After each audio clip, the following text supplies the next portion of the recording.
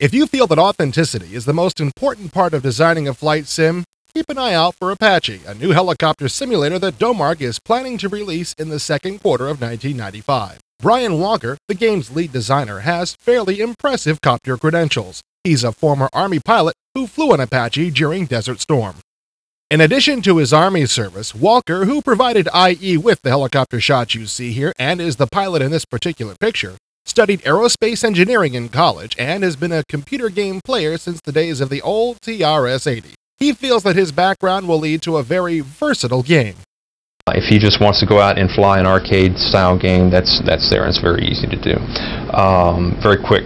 If he wants to increase his level of involvement to the point where he's participating in a campaign and he serves as a commander and he decides he wants to direct the maintenance routines, we're going to be putting that in there.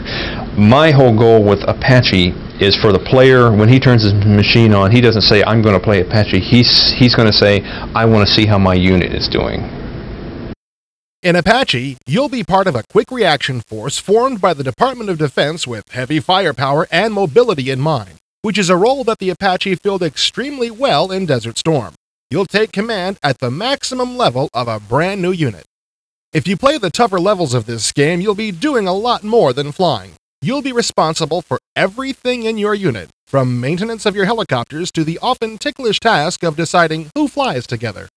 The crew coordination in Apache will be a major part of the game, since each of your pilots will have a distinct personality, which will allow them to work better with some crew members than others. Casualties during the course of the action will affect your crews, and you may even have a pilot receive a Dear John letter from back home.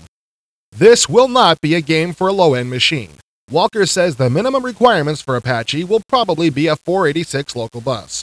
Walker is also working on Flying Nightmares 2000, a Domark flight sim set for release in the spring of 1995 that will support 1024 by 768 graphics. Many of the elements of Flying Nightmares will also appear in Apache, which Walker says will include Pentium superscalar optimizations. Got all that?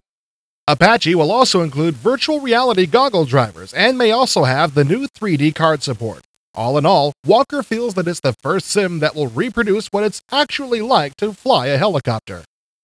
One of the things, as personally as a helicopter pilot and as a former soldier, that has always rubbed me the wrong way is every helicopter simulator to date has either been a very pretty looking terrain viewer with a game kind of wrapped around that, or just basically a pretty rough conversion of a fixed wing flight simulator.